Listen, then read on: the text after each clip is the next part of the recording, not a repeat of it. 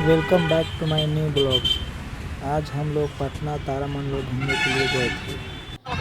ये कुछ बाहर का नज़ारा था। अब यहाँ से हम लोग अंदर जा रहे थे। यहाँ है टिकट काउंटर। हम लोग जाने से अपनी टिकट बुक कर लिए थे। अगर आपको भी जाना होगा तो अपना भी ऑनलाइन टिकट बुक कर लीजिएगा। यहाँ पर टाइमिंग शो होता है। हम लोग अपना टिकट बुक करे थे। ये हम लोग अंदर प्रवेश कर चुके हैं।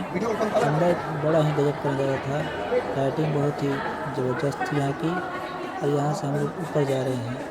ऊपर के साइड में 3D शो है, वहाँ हम लोग जाएंगे।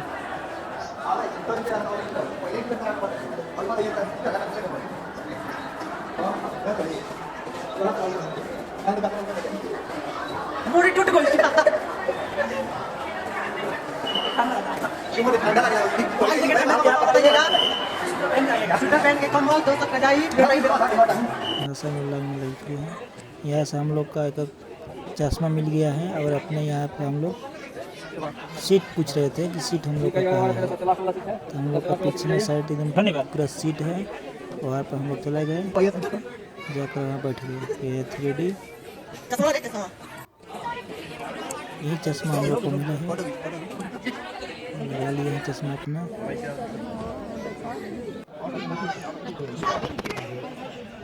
मंदिर का कुछ क्या आप पृथ्वी को किसी भयानक प्रहार से बचाने के अभियान का हिस्सा हैं?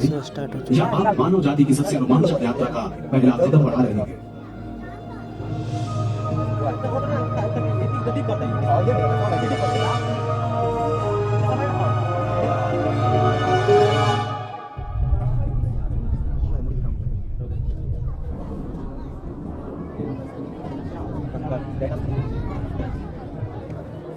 साढ़े 6 करोड़ वर्ष पहले की बात। धरती मुसीबत में है। एक विशाल एस्टेरॉयड आसमान से गिर गया। एक के साथ जुड़ी दूसरी आपदा खड़ी होने लगी।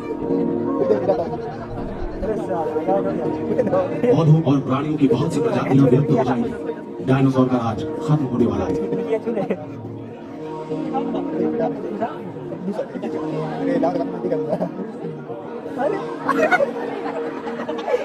जमीन के ऊपर और नीचे भोजन की तलाश करते करते इस तरह के छोटे स्तनपायी जीवित रहेंगे। डायनासोर का कम होना यानी संसाधनों के लिए प्रतियोगिता भी कम। ये नन्हे जीव फलेंगे फूलेंगे। एस्टेरॉयड के ऐसे प्रलयकारी विस्फोट से उभरकर पृथ्वी फिर स्वस्थ होगी। करोड़ों सालों तक स्तनपायी नई प्रजातियों में विकसित होंगे। विकास करते करते बन जाएंगे संपूर्ण मानव। अगर ये एस्टेरॉयड धरती से ना टकराता तो क्या अब भी डायनासोर का आधिपत्य होता दुनिया पर? क्या हमारा अस्तित्व होता? आज हमारी मौजूदगी हर जगह है और धरती पर हमारे अस्तित्व का अधिकांश हमारे नियंत्रण में है। हमने अपनी निगरानी के लिए अंतरिक्ष में उपग्रह लगाए हैं, किसी भी अघटन के खतरे से खुद को बचाने के लिए। लेकिन हम आज भी आशंकाओं की चपेट में हैं। हमें खतरा है एस्टेरॉयड से, बीच बीच में जिनकी मौजूदगी के संकेत हमें मिलते हैं। कुछ अरसा पहले ही 20 मीटर का एक ब्लू व्हेल जितना लंबा एस्टेरॉयड तेजी से हमारे उपग्रह के पास से गुजरा। रशिया के ऊपरी वायुमंडल में यह फट गया। बहुत से लोगों ने इस विस्फोट को सुना और महसूस किया। बहुत से लोग घायल भी हुए। बर्फीली झील के इस छेद से उस चट्टानी टुकड़े के आकार का अंदाजा होता है जो आसमान में नहीं जला। छोटे एस्टेरॉयड भी बेहद खतरनाक हो सकते हैं। तो हम अपने बचाव के लिए क्या कर रहे हैं?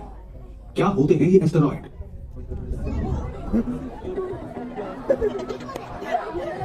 आज से 4.5 अरब साल पहले जब हमारा सौर मंडल बना, उस वक्त जो चट्टानी टुकड़े किसी ग्रह या उपग्रह से नहीं जुड़ पाए, वो सूरज के इर्द गिर्द भटकते रहे।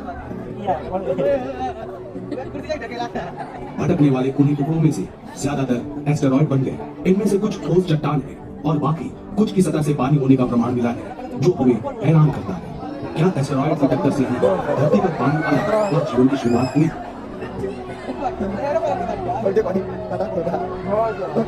ये छोटे कंकड़ से लेकर विशाल चट्टान के आकार के हो सकते हैं। हमारे चंद्रमा का 1/4 ही। हमने सबसे विशाल एस्टेरॉयड को दूर निकाला है। ये पृथ्वी से टकराव के रास्ते में नहीं आता। लेकिन इस जैसे छोटे एस्टेरॉयड से हमें ज्यादा खतरा है। फुटबॉल के मैदान से भी छोटे, इन्हें खोजना कठिन है, लेकिन हम ढूंढ रहे हैं। किसी भी घूमते प्रकाशित खंभे पर एस्टेरॉयड खोजने वालों की पैनी नजर है। इस काम में सिर्फ धरती के टेलीस्कोप नहीं लगे, बल्कि हमारे अंतरिक्ष में भी टेलीस्कोप लगे हैं, ताकि हमें दूर तक और अधिक साफ दिख सके। जब गवेषकों को कोई एस्टेरॉयड दिख जाता है, एक त्रि-आयामी मॉडल में एक बिंदु से इसे दर्शाया जाता है और नजर रखी जाती है। ये बताता है कि क्या यह धरती के इतना करीब आएगा कि हम इस पर गौर करें। हम कई दशकों से एस्टेरॉयड पर नजर रख रहे हैं। आज हम जानते हैं कि इनकी संख्या करोड़ों में है। ज्यादातर मंगल और बृहस्पति के बीच के एस्टेरॉयड बेल्ट में सूरज की परिक्रमा करते हैं, लेकिन सभी नहीं। कभी कभी कोई एस्टेरॉयड उगते हुए इस विशाल गैसीय ग्रह के पास चला आता है। बृहस्पति का शक्तिशाली गुरुत्वाकर्षण इसे खींचकर बेल्ट से बाहर कर देता है, जैसे कोई विशाल गुरेल हो। कभी कभी एस्टेरॉयड एक दूसरे से टकरा जाते हैं, हर दिशा में फैल जाते हैं चक्कर काटते चट्टानी टुकड़े। मान लीजिए हमें धरती से टकराव वाली रात पर चलते एस्टेरॉयड का पता चलता है। उम्मीद है कि समय रहते इसे देख लिया जाए और ये अनेकों वर्ष दूर होगा। हमें बचाव करने के लिए उपयुक्त समय मिलेगा, लेकिन एक एस्टेरॉयड को सच में समझने के लिए हमें और भी गौर से देखने की जरूरत है।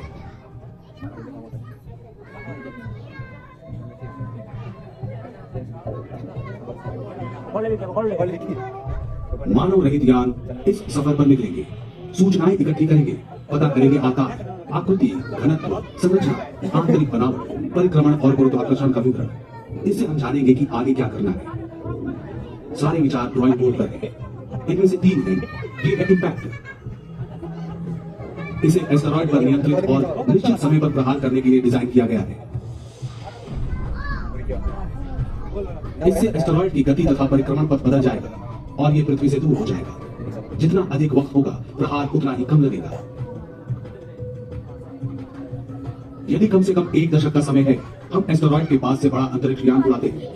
इस यान का हल्का सा गुरुत्वाकर्षण इसे अपने मौजूदा रास्ते से हटाने के लिए काफी होगा, ताकि ये पृथ्वी से ना टकराए। और यदि सारे प्रयास असफल रहे और वक्त ही खिलाफ हो, तो एक खतरनाक उपाय ध्वंस कर देगा इसे। खतरनाक क्योंकि एस्टेरॉयड को ध्वंस करने से इसके कई छोटे टुकड़े हो सकते हैं जो धरती से टकरा सकते हैं। लेकिन आप क्यों हैं यहाँ? एस्टेरॉयड के संभावित चोट से रक्षा करने के लिए तो नहीं, क्योंकि ये काम तो मशीनों का है, इंसानों का नहीं। यदि आप यहाँ हैं, तो वजह है कि आप एक एडवेंचर का हिस्सा हैं।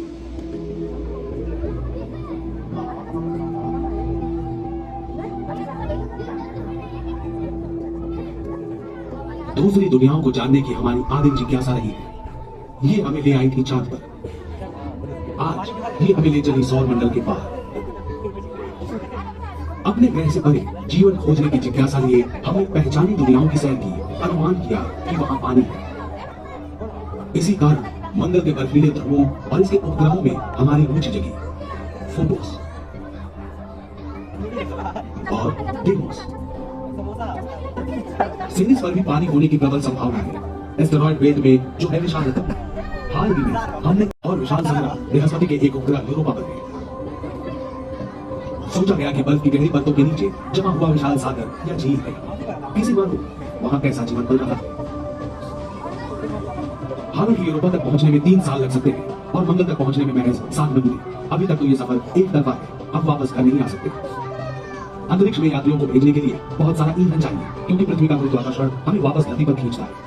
हम जितना ढूंढ सकते हैं दूर की दुनिया से घर वापसी के लिए, उससे ज्यादा ईंधन की जरूरत है। तो फिर समाधान क्या है? अंतरिक्ष में ईंधन भरने का स्टेशन अच्छा विचार है।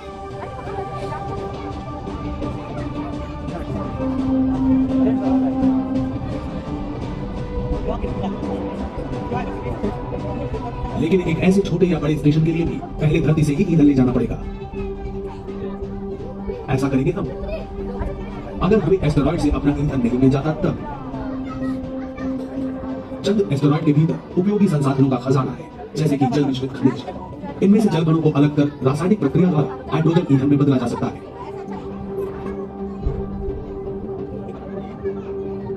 हम इनमें से सांस लेने के लिए ऑक्सीजन और पीने के लिए पानी भी निकाल सकते हैं।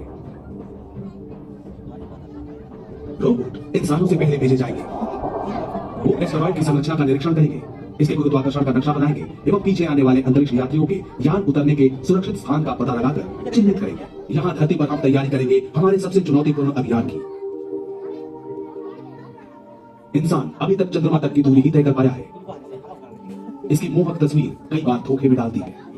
सांस लेने को हवा नहीं, तापमान का चरम उतार चढ़ाव, ये निवास योग्य नहीं है। फिर भी यहाँ तक की कई यात्राएं हमने की है। हम पृथ्वी के निचले परिक्रमण पथ तक भी पहुंचे हैं। यहाँ स्पेस वॉक का अनुभव कितना रोचक होगा।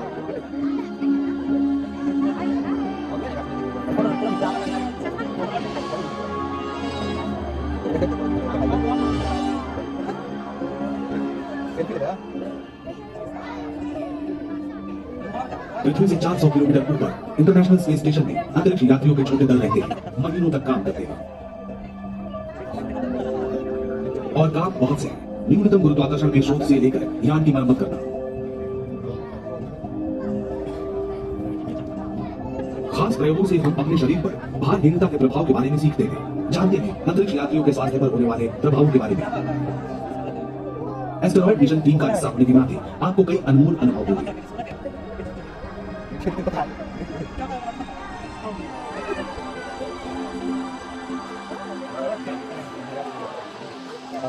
अंतरिक्ष के प्रशिक्षण का एक और स्थान है दूर पृथ्वी के ऊपरी परिक्रमण पथ में।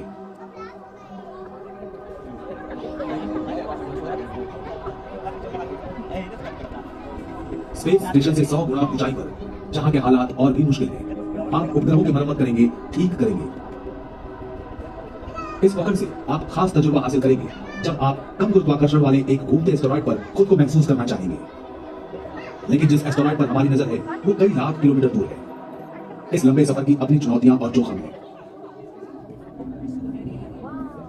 आप अभी धरती के चुंबकीय घेरे में हैं। ये घेरा उत्तकों को नुकसान पहुंचाने वाले सौर विकिरण और उससे बाहर से आने वाली महाकाशीय किरणों के लिए सुरक्षा कवच है। इस घेरे से बाहर रहना बेहद खतरनाक होता है, इसीलिए वैज्ञानिक अंतरिक्ष यात्रियों को सुरक्षित रखने के उपायों पर काम कर रहे हैं। अविश्वसनीय रूप से पानी एक समाधान है। अंतरिक्ष यान को पानी के पतले आवरण से ढकना विकिरण का प्राकृतिक कवच हो सकता है, लेकिन ईंधन की तरह पानी का वजन भी ले जाने के लिए ज्यादा है। इसीलिए हम अब भी एक समाधान खोज रहे हैं। एक और चुनौती भी है, हमें अंतरिक्ष तक पहुंचाने वाले हार्डवेयर की तरह हमारे दिमाग का सॉफ्टवेयर उतना अनुकूल ना हो। आज तक धरती से इतनी दूर कोई नहीं पहुंचा। वो क्षण आनंद का भी होगा और तनाव का भी। और महीनों तक बंद रहने का परिणाम क्या होगा? इस कैदी जीवन पर आपकी प्रतिक्रिया क्या होगी? खैर, आपके इस एडवेंचर की अच्छाइयां ज्यादा है। अंतरिक्ष यात्रियों ने चंद्रमा से धरती को देखकर खूबसूरत, शानदार, नाजुक कहा था। सबसे पहले आप ही होंगे जो इतनी दूर से धरती को देखेंगे। इस अनुभव से आपके भीतर कैसी भावनाएं उमड़ सकती हैं? धीरे धीरे हमारा ग्रह एक बिंदु में बदलकर नक्षत्रों से भरे आसमान में विलीन हो जाएगा। इतनी दूर, किसी मुसीबत में जल्दी सहायता भी नहीं पहुंच पाएगी। इतना अलग थलग होकर कैसा महसूस करेंगे आप? आपकी इस महान यात्रा के बाद अगला कदम, जिसके लिए आप तैयारी कर रहे थे सालों से,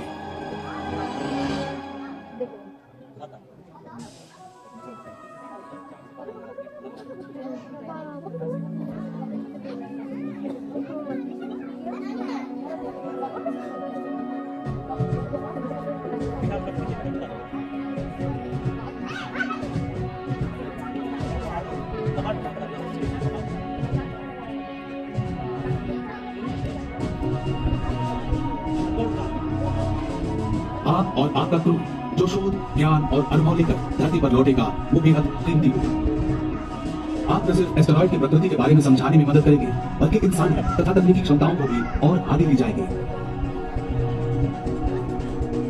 ये तो साहसिक अभियान लंबी यात्राओं के लिए तैयार होने और ईंधन को बीच राह में फिर से भरने के लिए खास पड़ावों के निर्माण की तरफ एक महत्वपूर्ण कदम होगा।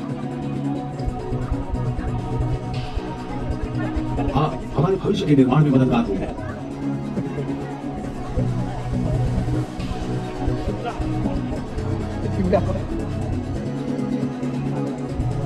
इंटरनेशनल स्पेस स्टेशन की तरह यहाँ से भी यात्री आ जा सके, रह सके, काम कर सके और सुदूर भविष्य में सौर मंडल को पार करने की भी बुनियाद रखे।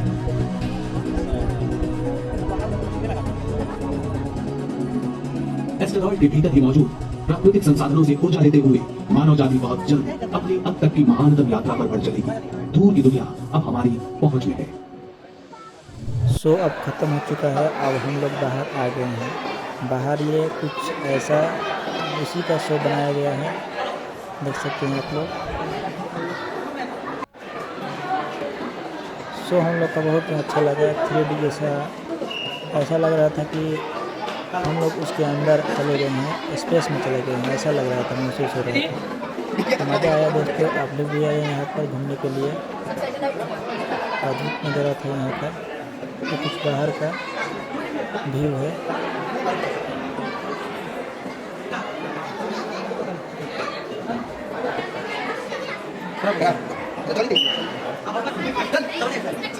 Kamu lagi balik lagi.